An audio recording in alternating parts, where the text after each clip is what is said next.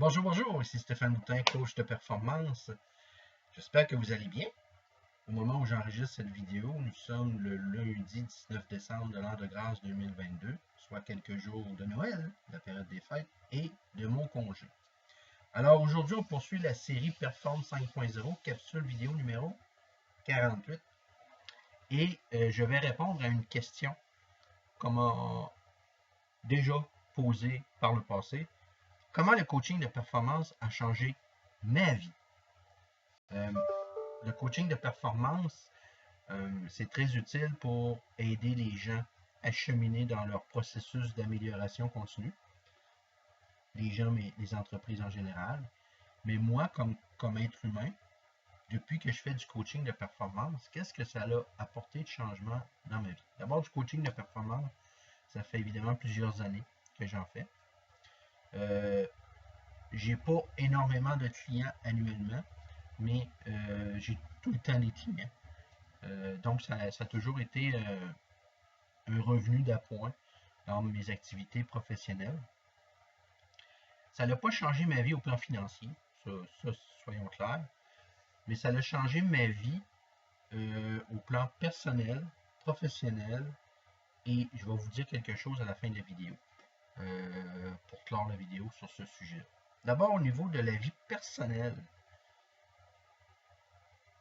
ça a apporté beaucoup de connaissances au plan technique, de comment organiser ses relations avec les autres. Ça a l'air bizarre, connaissances techniques, plan personnel, mais oui, je vais m'expliquer. Faire de la vente a été une partie de ma vie, un cheminement important, comme l'entretien ménager. Ça l'a été. Mais lorsqu'on fait du coaching de performance, on travaille avec des êtres humains. Et la confiance s'installe. Et on découvre que l'être humain peut être facilement manipulé. Et nous pouvons nous-mêmes être, même comme coach, être facilement manipulés. Dans un contexte où l'intermanipulation peut se construire et se bâtir et détruire une harmonie naissante, j'ai appris à développer certaines techniques pour gérer les relations. Des relations nourricières, mais aussi des relations pouvant être conflictuelles. C'est pas toujours facile, le coaching de performance. La vaste majorité des clients que j'ai eus et que j'ai encore, ça se passe très très bien. Il y a toujours ton 2-3% que c'est complicado, hein, comme on dit. c'est pas facile. Et c'est pas nécessairement une question de mettre la faute sur les autres. C'est pas facile pour moi. Donc, c'est moi qui ai à gérer cette difficulté-là. Mais j'ai appris. Si je remonte à il y a 20 ans, quand je commençais, à maintenant, j'ai amélioré beaucoup mes techniques de développement interrelationnel.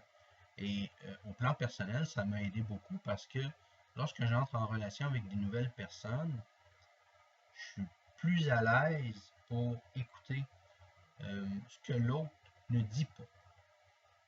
On parle souvent de la communication non verbale. Dans les silences, dans le non-dit, mais dans la gestuelle, la communication non verbale est très importante. Donc, ce qui n'est pas dit, je suis à l'écoute.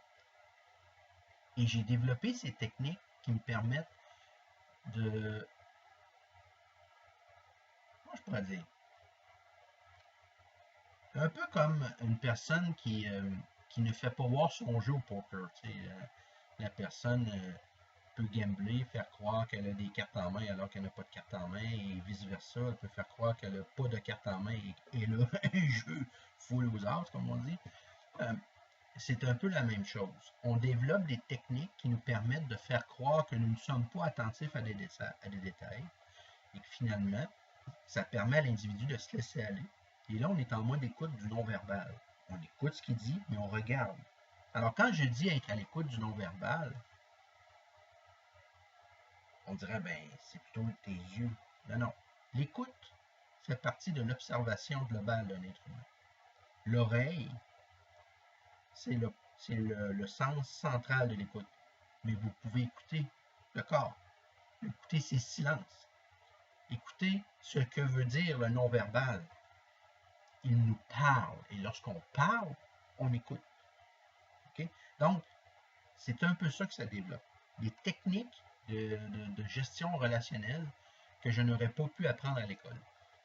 Autre chose que ça a changé dans ma vie professionnelle, parce que là, je ne dirais pas tout, parce qu'il y a eu plusieurs changements,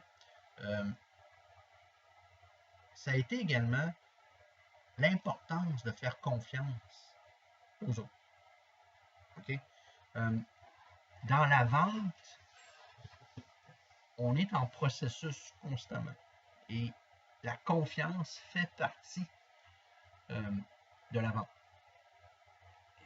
Si tu n'as pas confiance en toi, tu ne peux pas avoir des résultats. Si tu n'as pas confiance en tes prospects, tu ne développeras pas, etc.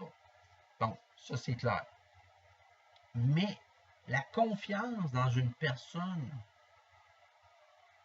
que nous sommes en train d'aider à améliorer sa situation, ça va plus loin. Et j'ai appris à faire confiance plus facilement qu'autrefois à des étrangers. Dans la vente, on est un peu sous nos gardes, puis on a des résultats à aller chercher. Donc, il y a comme un pattern qu'on se construit pour avoir accès à l'autre. Dans le coaching de performance, la confiance est de mise dès le départ. Alors, j'ai appris à être beaucoup plus confiant envers les autres qu'autrefois.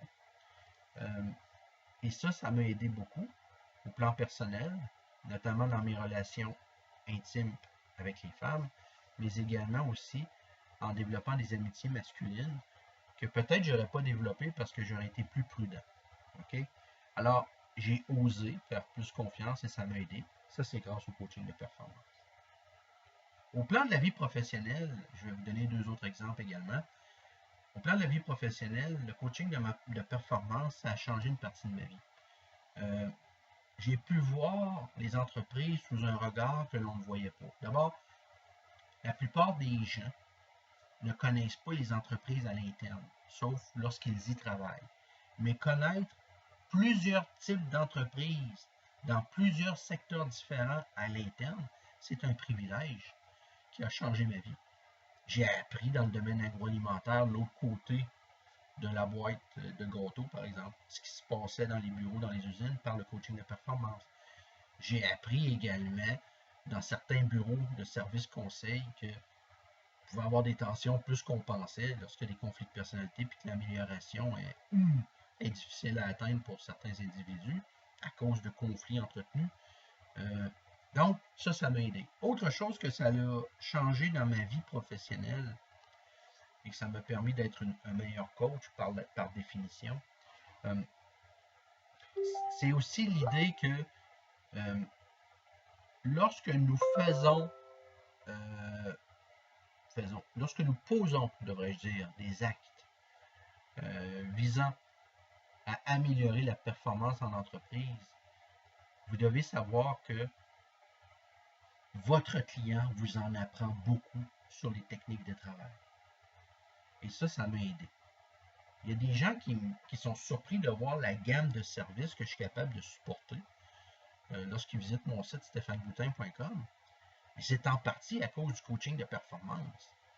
Le coaching de performance m'a ouvert des portes dans des entreprises, dans des lieux différents que je n'aurais pas eu la possibilité autre que d'être employé. Je ne connais pas à fond les entreprises où j'ai coaché des gens, mais ça m'a permis de connaître des techniques, des divisions de travail, le lean management, des choses de même, et ça m'a permis de voir beaucoup de progrès et de développement que nos entreprises, on ne peut pas imaginer qu'ils font, puis qui apportent à notre société, ce que j'appelle les bienfaits dans la société. Et ça, c'est grâce au coaching de performance. J'ai rencontré des gens extraordinaires. J'ai rencontré des chefs d'entreprise, j'ai rencontré des ouvriers dévoués. Ça, pour moi, ça a été un bénéfice énorme au plan professionnel parce que c'est venu renforcer ma volonté d'aider mon prochain par mes activités professionnelles, c'est-à-dire mes services que j'offre. Enfin, avant de conclure la vidéo, je vous ai dit en début, en préambule, je voulais vous dire quelque chose à la fin pour répondre finalement à la question comment le coaching de performance a changé ma vie.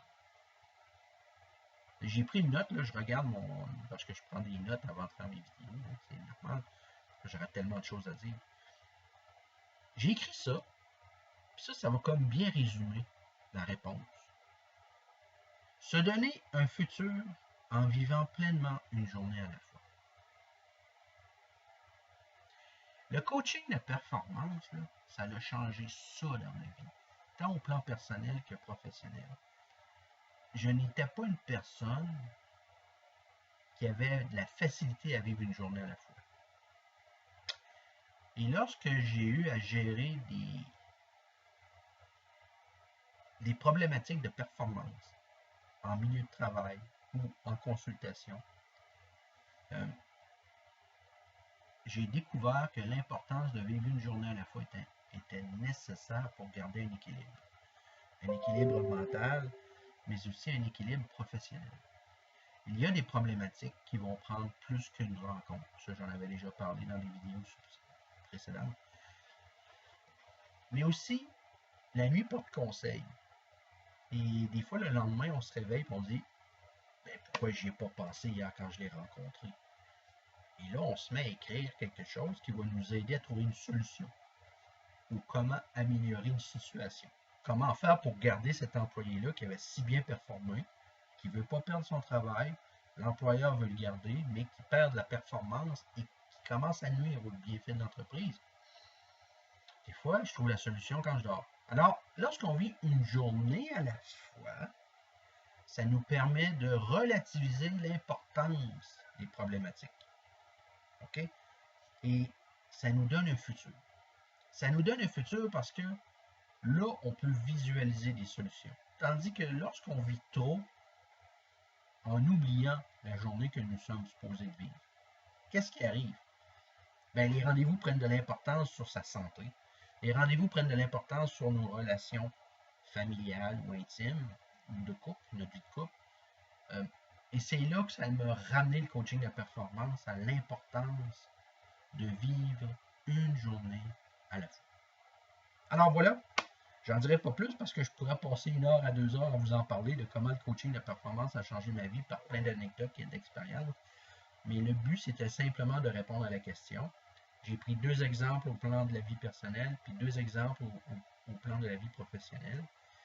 Mais finalement, se donner un futur en vivant pleinement une journée à la fois, c'est surtout ça que ça a changé dans ma vie, le coaching de performance. J'espère que vous avez apprécié cette vidéo. Si vous avez des questions, écrivez-moi. Ça va me faire plaisir d'y répondre. Si vous avez besoin de mes services pour vous aider à améliorer la performance dans votre entreprise à travers vos employés, ça va me faire plaisir de les rencontrer. On peut faire des staff meetings, puis on peut aller de l'avant. Ici Stéphane Boutin, coach de performance. Je vous dis à bientôt pour la 49e vidéo de la série Perform 5.0. Bye bye.